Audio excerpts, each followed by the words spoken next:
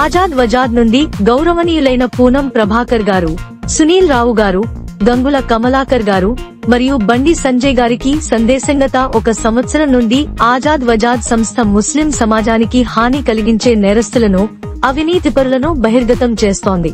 మా లక్ష్యం స్వచ్ఛమైన, నీతియుత రాజకీయాలను కాపాడటం మాత్రమే.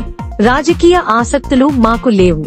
మీరు ఈ తెరపై చూస్తున్న ముఖాలు ముస్లిం సమాజంలోని దుర్మార్గమైన వ్యక్తులను సూచిస్తాయి. భూమి కబ్జాదారులు, దోపిడీదారులు, బలవంతం, బెదిరింపులు, అవినీతి ద్వారా అధికారాన్ని సంపాదించిన వ్యక్తులు. వీరికి సామాన్య ముస్లింల మధ్య విశ్వసనీయత లేదు. ఈ వ్యక్తులతో మీరు ఎట్టి పరిస్థితుల్లోనూ సంబంధం కలిగి ఉండవద్దని మేము విజ్ఞప్తి చేస్తున్నాము. అసదుద్దీన్ ఓవైసీ లేదా ఇతర నాయకులు లాభాల కోసం ఒత్తిడి చేసినా కరీంనగర్ ముస్లిం సమాజం దానిని తిరస్కరిస్తుంది. ఈ నేరస్థ గుండాగిరి సామ్రాజ్యానికి ప్రధాన సూత్రధారి సయ్యద్ గులాం అహ్మద్ హుస్సేన్ ఆక్టోపస్లా తన అవినీతి జాలాన్ని దరుసలాంలోని మజ్లిస్ పార్టీ కరీంనగర్ శాఖ పేరుతో ప్రతి రాజకీయ పార్టీలో విస్తరించాడు.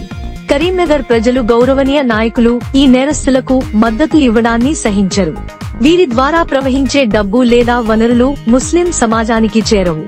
ఈ నేరస్తులు ముస్లిం శక్తిని అణచివేయడానికే ఉపయోగించారు. ఎలాంటి సానుకూల ఫలితాలను అందించలేదు. ఎన్నికలు సమీపిస్తున్న వేళ కొందరు కార్పొరేటర్లు సామాజిక మాధ్యమాల్లో సేవలు చేస్తున్నట్లు నటిస్తూ ఫోటోలు పోస్ట్ చేస్తారు. కానీ నిజాయితీగా కష్టపడి పనిచేసే అవినీతిరహితమైన కొద్దిమంది కార్పొరేటర్లు మాత్రమే ముస్లిం సమాజానికి స్తంభాలుగా ఉన్నారు. వాస్తవ రాజకీయ డైనమిక్స్ ను అర్థం చేసుకోండి. మీ గడప వద్దకు వచ్చి ముస్లిం సమాజ మద్దతు కోసం డబ్బు అడిగే వ్యక్తులు మోసపూరిత వాగ్దానాలు చేస్తారు. మా గ్రౌండ్ లెవెల్ సర్వేలు ఈ వాస్తవాన్ని బహిర్గతం చేస్తున్నాయి.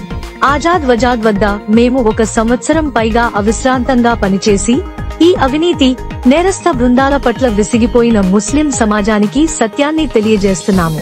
అసదుద్దీన్ ఓవైసీ, సయ్యద్ అహ్మద్ హుస్సేన్ ను గౌరవించిన ఫోటో అవకాశాలు ఈ డైనమిక్స్ ను మార్చలేవు. మీ పార్టీ టికెట్లు ఇవ్వడానికి లేదా ఈ నేరస్తులతో సంబంధం కలిగి ఉండటానికి ముందు మీ ఫీల్డ్ వర్కర్లతో సంప్రదించాలని మేము కోరుతున్నాము. నిజంగా ముస్లిం సంక్షేమం కోసం పనిచేసే అభ్యర్థులకు మీ మద్దతు ఇవ్వండి.